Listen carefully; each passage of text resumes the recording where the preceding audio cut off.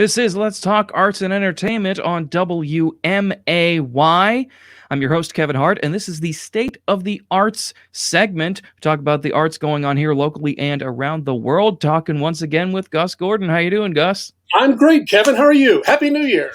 Happy New Year. I'm all things considered doing all right. There's a lot going on, so we're all we're all making it through. What's up? Shell shocked, maybe. Maybe, but we can. Well, we got some arts to keep us entertained, keep the laughs and high spirits going. So, so we have actually coming up this weekend. We have a show that is being done by a lot of local artists, poets.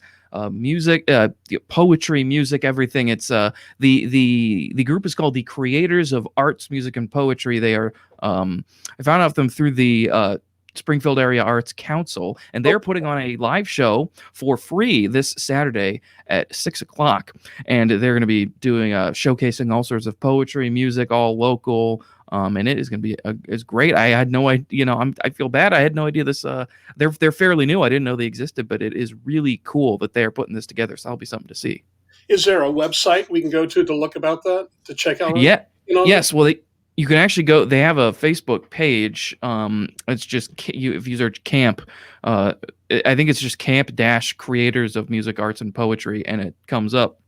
Arts, music, and poetry, rather. Spells out camp. And then YouTube as well. They have the YouTube page and Instagram, and their show's there for free. The show they did in December is there to watch, and they are doing one this month of an indie theme, and then they'll be working through some more things, because a lot of those, much like theater and a lot of other things, a lot of the local artists in this community, all those live performances that they would do weekends, weeknights at different venues. I mean, they have not had, they have about as little work as, anybody. So it's they need all the help they can get. And there's, of course, donations you can make during the show. So that'll be something to look at.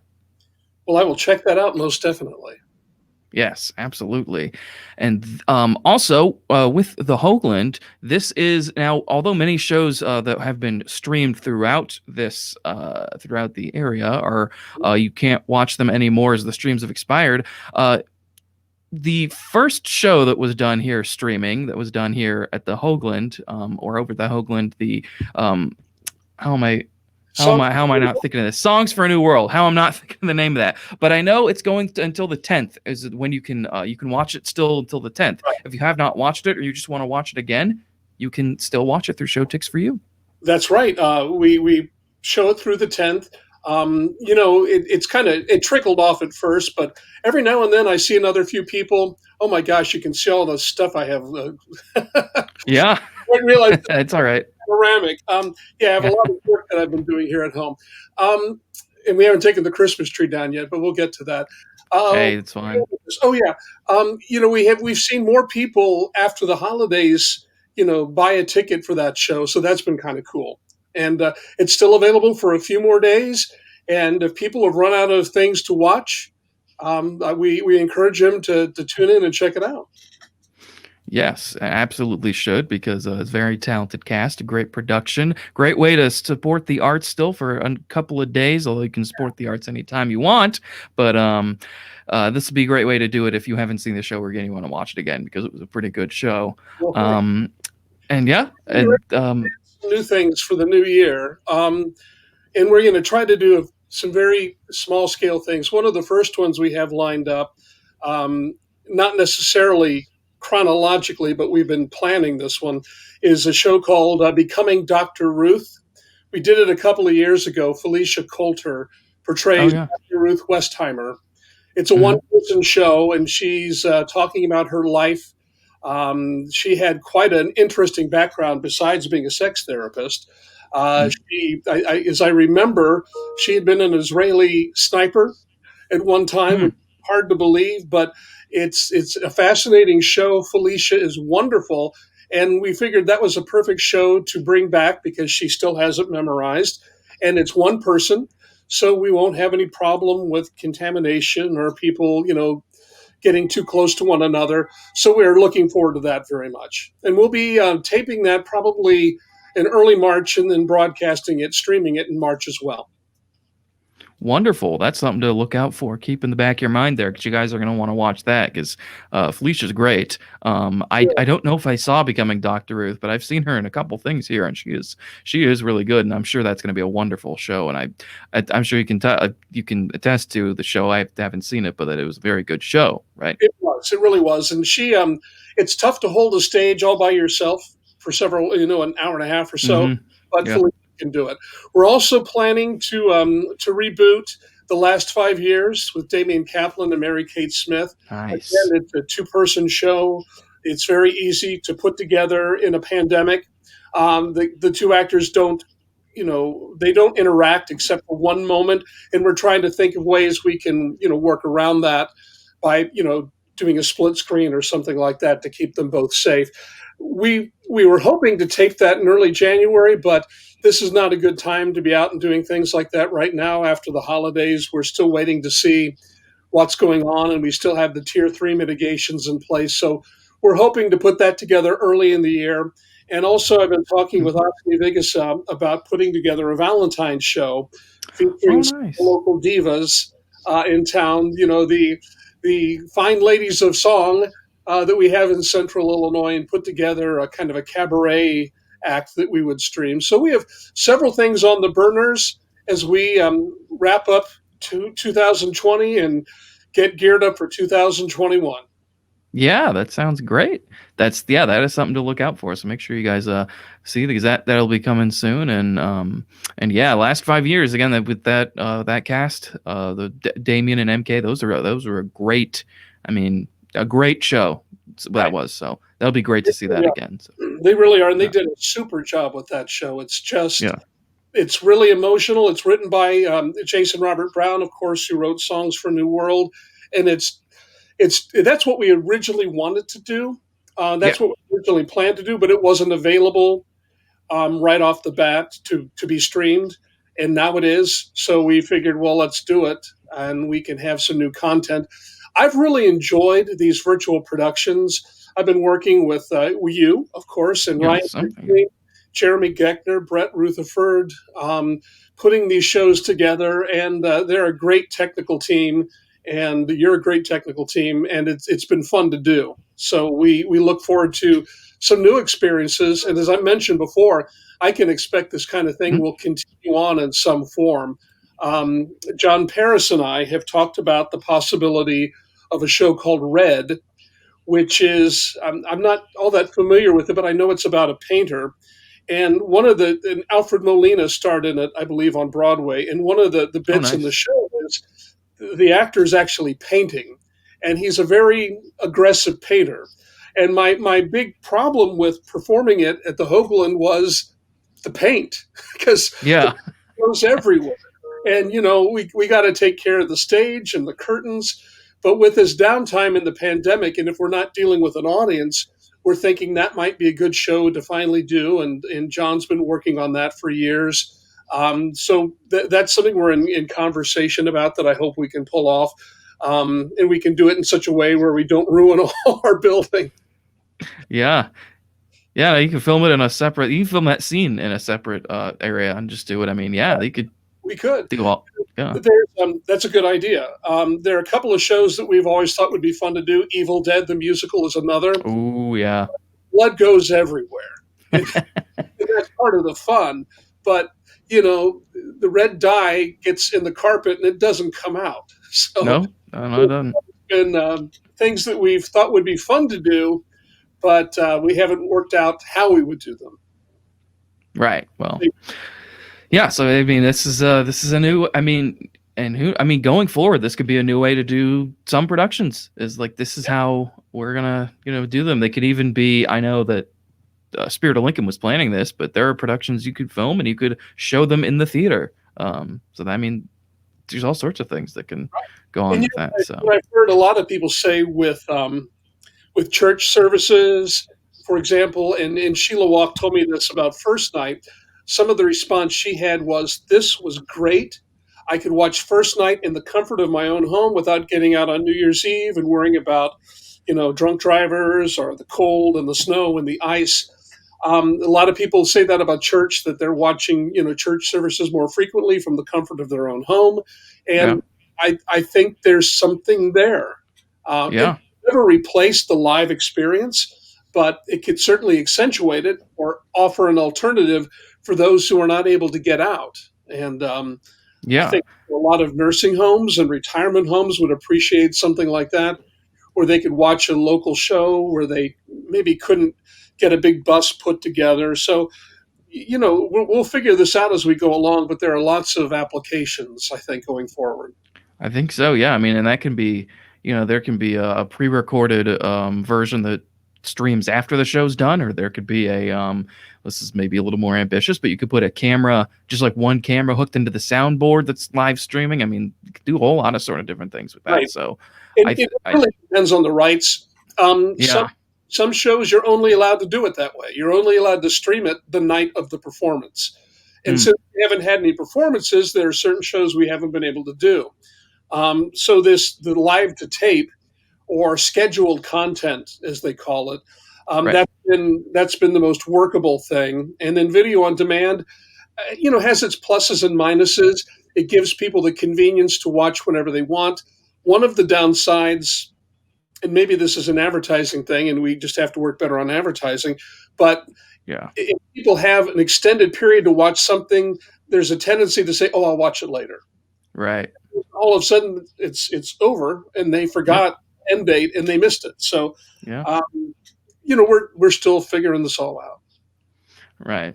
and I don't know And that that's the right answer either. yeah, we're all figuring it out, Yeah. as we go along. So we will get there. But yeah, I mean, I think it's it really is a whole new world with streaming. I mean, I think it's really gonna, like you said, it's really gonna accentuate the theater going experience. Not like replacing it. It's just gonna say this is a way to get more people watching and involved. I think that's gonna be great.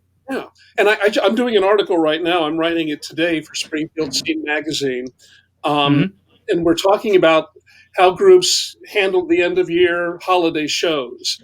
And so I've Yeah. talked with Cynthia Higginson with Theater Center, and with Trevor Orthman with the Illinois Symphony Orchestra, and Julie Ratz with the Ballet Company, and Sheila Walk with First Night, and Carly Shank with UIS Performing Arts Center, about how they went about providing their, the holiday shows, Nutcracker, the holiday Yeah. pop, dual piano.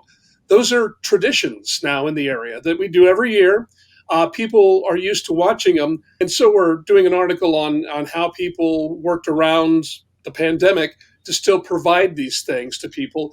And we talk about the different experiences they had with the streaming, and by and large, everyone had a positive experience, the response they received from their different audiences. And we don't all have the same audience, obviously, but it was Right. very positive. And in Sheila's case, that was also shown in Monterey, California, and St. Petersburg, Florida. And so they had thousands of views from people not only in central Illinois, but around the country. Yeah, and that man, that's great. It really is. So yeah, that's awesome. Writing that, and let us know when it's done. We'll be able to give it a read and everything. I mean, that's really great. Yeah, Yeah. will do. All right. And there's a couple of things that I know you talked to me a little bit about here. There are still some musical adaptations of movies that are coming out.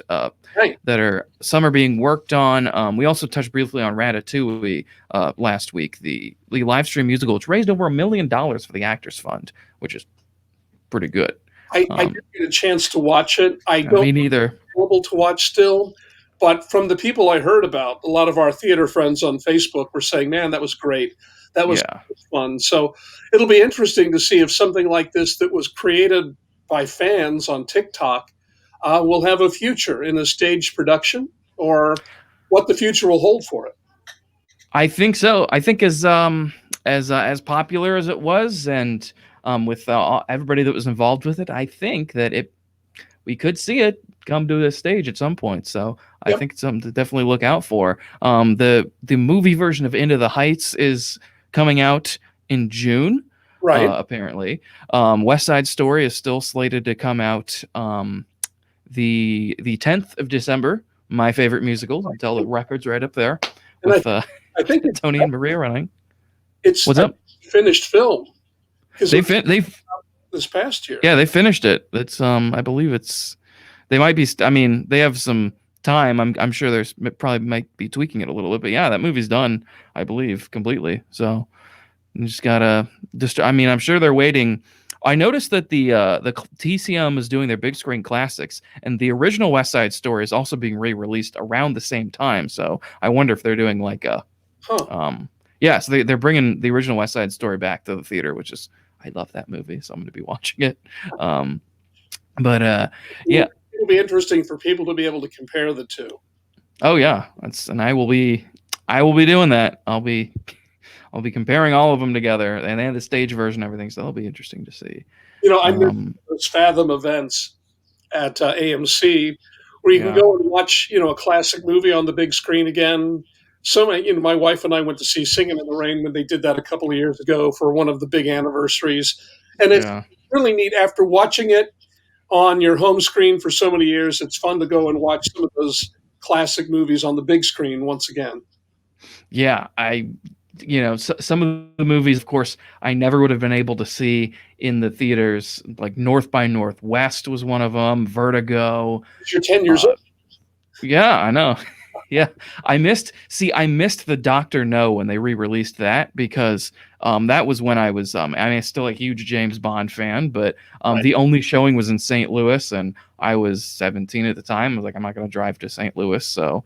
But yeah, always Back to the Future I got to see in the theater. I mean, it was great. Yeah. So it's so cool. So yeah, West Side Story's coming out. I that might be the only musical that's coming out this time, but it's always something to look out for because they always have some musicals. And then I know it said that Dear Evan Hansen and Tick Tick Boom, the movie versions of those are in post production right now, so they're working on them, finishing them up. Yeah. Well, it's amazing. You watch some network television or some of the streaming services. There has been so much unexpected new product created. It Okay. me. My wife and I were watching This Is Us the other night, and they're actually setting it during the pandemic, so they're wearing masks and talking about bubbles and all of that stuff. I think now with the situation in California, however, a lot of the shows that had gone back into the studio, like Jimmy Kimmel and James Corden, they're going back to remote, just because it's so desperate in California right now. I think they're saying just don't go outside. If you Yeah. go outside, you're at risk. And one out of every five people, I think I read somewhere, is at risk for contracting COVID. So yeah, they've had Yeah. to slow production down a bit after they opened it up again, and we're getting a lot of work done. Yeah, so I'm sure there's plenty of things that it shows, movies that they have some episodes or productions to ride out for a while. Yeah, but I mean, it is gonna be a while. Some productions are definitely gonna be slowed down, even just from having to stay in quarantine. So Well, they'll probably be season for many shows. They might not have their full number of episodes just because of this, but to have any new content is really kind of mind blowing, and it's really kind of cool. yeah. So it's good to see all that. But this weekend, if you want to watch some things, you want to watch some local theater, some local productions. Of course, you can watch until the 10th. Songs for a New World, the Hoogland production from August, which is still streaming until this Sunday. You can also watch live on Camp's Facebook page. That's the Creators of Arts, Music, and Poetry. Their live show is at 6 o'clock. That will be, and they also said they're recording a couple of things, so they might have some new things this month or maybe at the beginning of next month as well. We will see. But those are the shows this weekend that you'll be able to watch. Gus, thank you so much once again for joining me. We'll do this again soon. All right, Kevin, thanks. Thank you. It is Let's Talk Arts and Entertainment on WMAY.